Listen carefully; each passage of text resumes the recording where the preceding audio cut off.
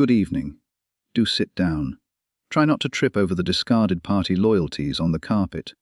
This case concerns a man who has been many things: soldier, journalist, war correspondent, rough sleeper, MP, and most recently, a defective. Our subject, Adam Holloway. Formus, note the word former Tory MP for Gravesham. 5 parliamentary terms, that's 5 more than any Tory MP deserves. Nearly 20 years in Westminster. And in 2025, after losing his seat, it's okay to laugh, he suddenly discovered a new political home in Deformed UK PLC. Yes, quite the revelation, or is it? One might call it a midlife ideological epiphany. Or, if one were feeling less charitable, unemployment with a press release. The origin story, where to begin. Holloway was thrust upon an unsuspecting world in 1965 in Faversham. Educated at Cranleigh School, followed by Magdalene College, Cambridge. So Mama and Papa were not paupers. Gap year, oh the usual. Some people backpack across Europe. Adam Holloway joined the Afghan Mujahideen during the Soviet-Afghan War. You remember them, they were armed and trained by the CIA. Just the normal teenage itinerary then. Afterwards he witnessed the Nicaraguan Revolution. Of course he did. Taught in Soweto. Mixed with a lot of white Afrikaans. I'm sure he harbours no racial prejudices. Then joined the British Army, as one does. Most students struggle with laundry. Holloway apparently preferred geopolitical conflict zones. The soldier. He attended Royal Military Academy Sandhurst and joined the Grenadier Guards. He served in Germany with British forces. Then, in the Gulf War, Holloway worked for ITN and Sky News. Yes, he actually worked for these organizations and had real journalistic credentials, unlike the aforementioned academic journalist pretenders sniffing their own farts. He specialized in undercover journalism. Highlights include sleeping rough on London's streets for 3 months for a documentary.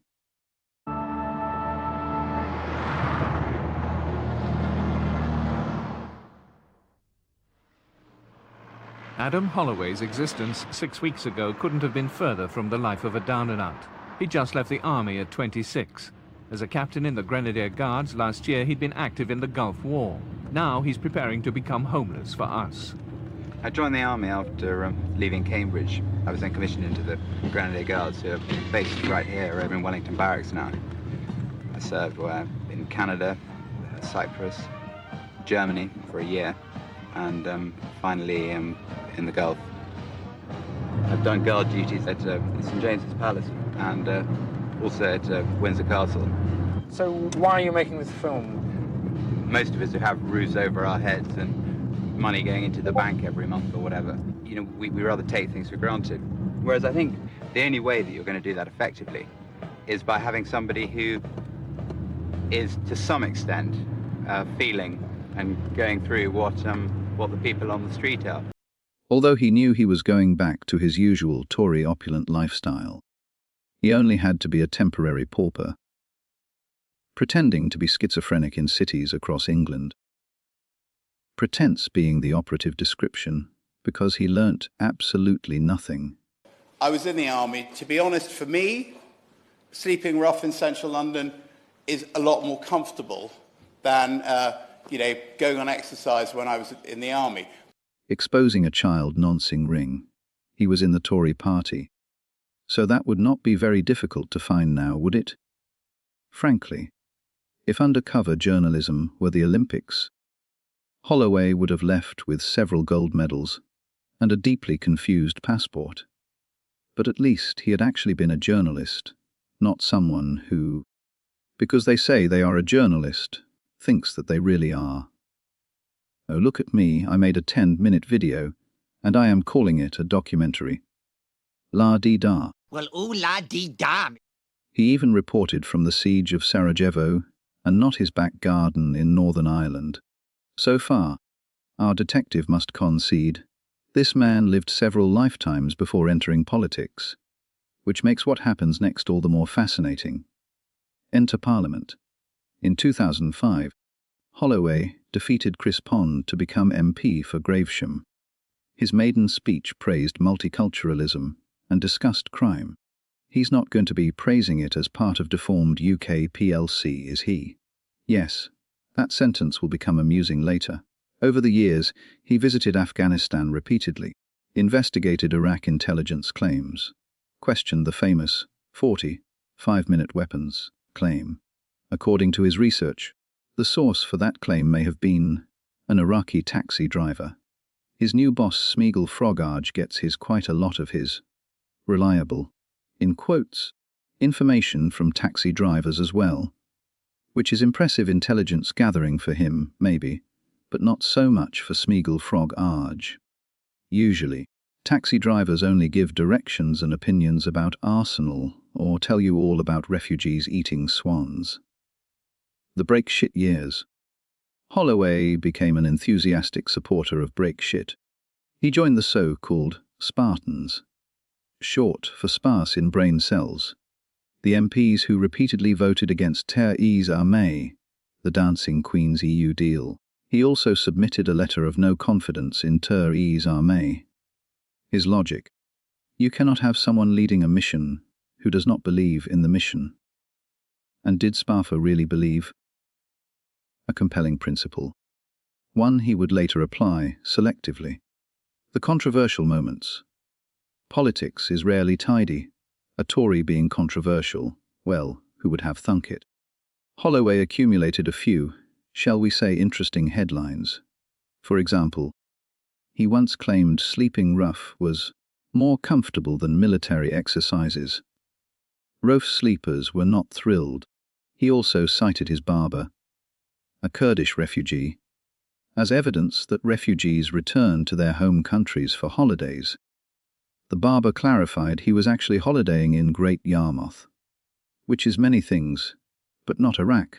Likewise, we have people in this country who have come here, have claimed asylum, and then they go back on holiday in the places where they've claimed asylum from. I couldn't have my hair cut the other day for that reason.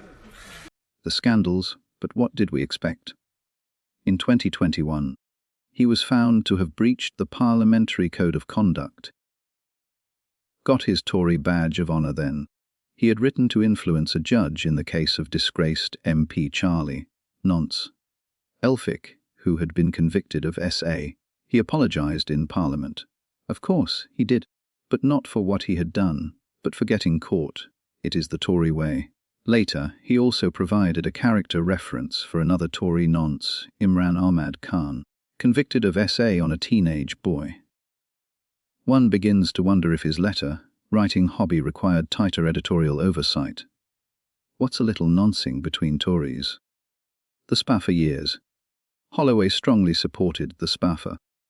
Even during the Partygate scandal, he criticised the BBC for exaggerating the scandal and making Spaffer look like Hannibal Lecter, which, to be fair, is a fairly niche political comparison. Spaffer rewarded his loyalty. Holloway briefly became a government whip in 2022. His ministerial career lasted approximately the length of a lettuce's shelf life. Does that remind you of anyone? The fall, not from grace, as he had none. In 2024, voters of Gravesham decided they'd had enough of the Tory misadventure. Holloway lost his seat to Lauren Sullivan. The sound of many small violins could be heard. After 5 terms in Parliament, how very sad, and so is he. The detective notes something curious. The moment he no longer had a seat, he left the Conservative Party and joined Deformed UK PLC. An astonishing coincidence, surely. For purely philosophical reasons. Deduction.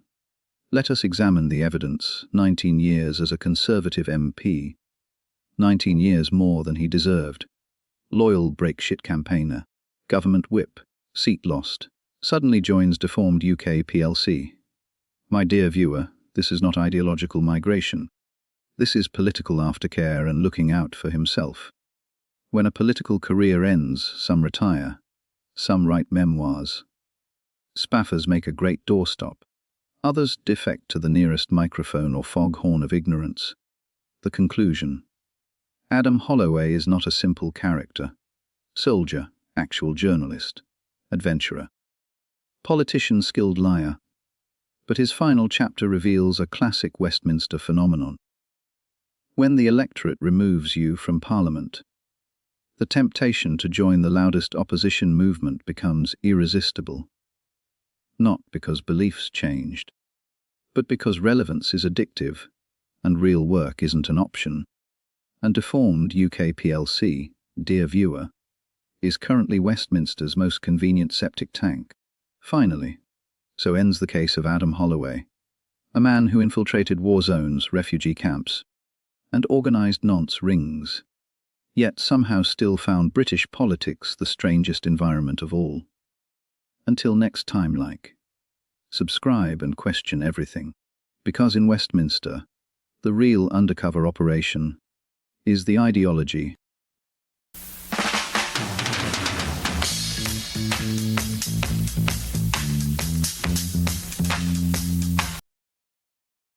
Ladies and gentlemen, welcome to another installment of Watching the Defectives.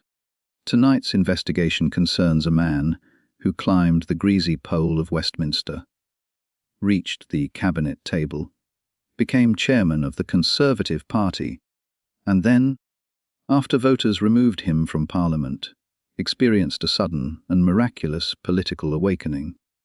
Our subject, one slap head, Sir Jake Berry, former MP for Rossendale and Darwen, Conservative Party chairman for approximately the lifespan of a supermarket lettuce, and, as of July 2025, a proud member of Deformed UK PLC. How pant-fillingly wonderful. Let us examine the evidence, the origins. Berry was produced in 1978 in Liverpool. Educated privately at Liverpool College, no surprises there, before studying law at the University of Sheffield.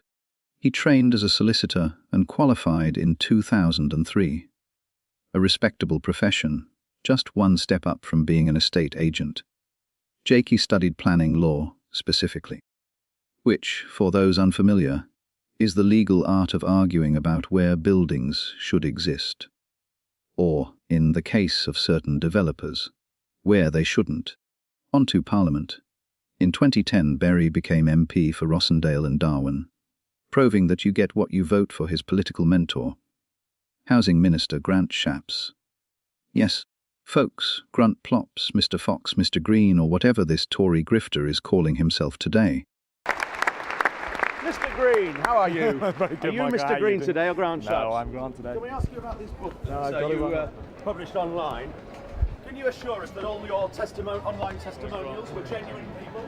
Can you assure us, Mr. Shapps? Can you assure us, Mr. Shapps, that all the testimonials on your business sites were genuine people? Mr. Shapps? Mr. Green, can you assure us that all the testimonials on your business sites were genuine Michael, people? absolutely. What about Corinne Stockheath of Surrey? Doesn't appear to be any Stockheath anywhere in the world. There doesn't appear to be a Stockheath anywhere in the world. Is she genuine? Is Richard Wharton of Tectriops New York's genuine? Is JLM Richards of the Wallacen Trust? There doesn't appear to be a Wallacen Trust. Is he? Michael, all I can tell you is everybody is genuine. I'm answering the questions for the essay, and I think that should do the trick.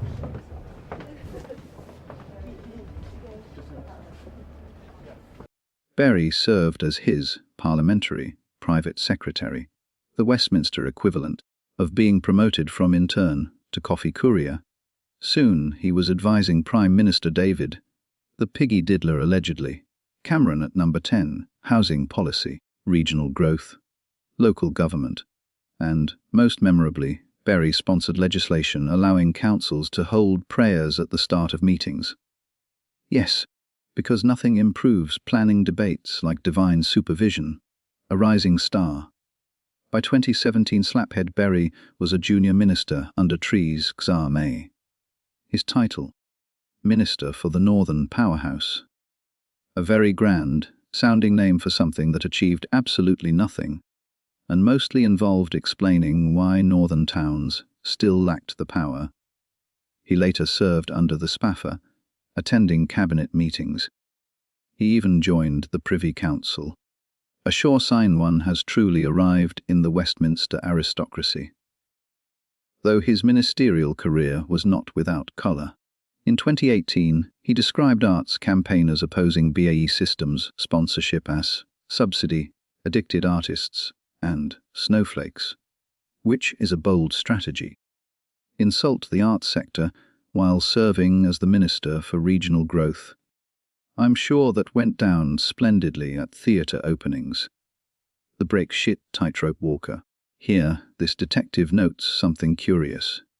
Before the 2016 United Kingdom break shit referendum, Barry opposed Brexit. Later, he served loyally in the Brexit governments like all the other piggies. He had his snout in the trough and wanted to remain greedily hoovering up taxpayer money. In Westminster, ideological flexibility is less a flaw and more of a natural survival skill. Chairman Jake. In September 2022, Prime Minister Dim Lizzie Lettuce Truss appointed the massive forehead Barry Conservative Party chairman, minister without portfolio cabinet member, an impressive promotion. Sadly, the Truss government collapsed faster than a cheap tent in a thunderstorm. Barry's most memorable moment came during the cost of living crisis, when he suggested struggling households could simply cut consumption or get a better paid job. What an elegant solution. That's poverty solved. Someone alert the Nobel Prize Committee. People know that when their bills arrive, they can either cut their consumption or they can get higher salary or higher wages, go out there and get that new job. Sure, it's That's the changes. approach the government is taking. You we can are decide saying, to look, cut taxes for let's the wealthiest or outright benefits create for the growth poor. so households can afford their bills, as well as the brilliant work we're doing on energy bills. He later apologised for what he called clumsy remarks. He suffered from the inherited Tory disorder called foot in mouth, the dead end. In October 2022, Fishy Rishi so knackered replaced Dim Lizzie Truss. Barry lost his role as party chairman. 2 years later, in the 2024 United Kingdom general election, voters delivered their own verdict and gave slaphead Barry one last massive slap to his shiny dome. He lost his seat to Andy McNay. After 14 years in Parliament, Jake Barry was no longer an MP. Ah, my heart bleeds for the massive shiny forehead, the political equivalent of the walk of shame. What happens when a Westminster career ends? Some politicians write books. Others join television panels. Barry joined a lobbying consultancy called Fulbrook Strategies, a willing recipient of the revolving Westminster Door Prize, which is a polite term for using your contacts professionally. But the real twist came in July 2025. Barry became yet another defective defector, and he sold his soul to Frogage and Deformed UK PLC. His explanation: the party was challenging the old order. Ah yes, the old order. The one he had served enthusiastically for 14 years. Barret Homes deduction. Let us summarise the timeline: Conservative MP for 14 years, Government Minister, Party Chairman, shown 2 fingers by the voters, joins Deformed UK PLC 1 year later. My dear viewer, this is not a political conversion or his come to Damascus moment. This is a career afterlife. Westminster produces many things: legislation, scandals, infrastructure delays, but above all, it produces former MPs seeking relevance, and Deformed UK PLC has become the political equivalent of a halfway house for them. The conclusion: Sir Jake Barry once sat in cabinet, advised prime ministers, and chaired the Tory party itself. Yet, the moment voters removed him from power, he became a warrior and discovered a sudden enthusiasm for overthrowing the old order. How extraordinary. It appears the revolution always begins immediately after losing your seat. The investigation final analysis. And so concludes the case of Sir Jake Slaphead Barry. Another entry in the growing archive of the Defective Defector Files. Join me next time as we examine yet another politician who discovered a new ideology moments after the electorate discovered they preferred someone else. Until then, I am Barret Homes. Observe carefully, question everything, and remember, in British politics the most common career change is a defective defection.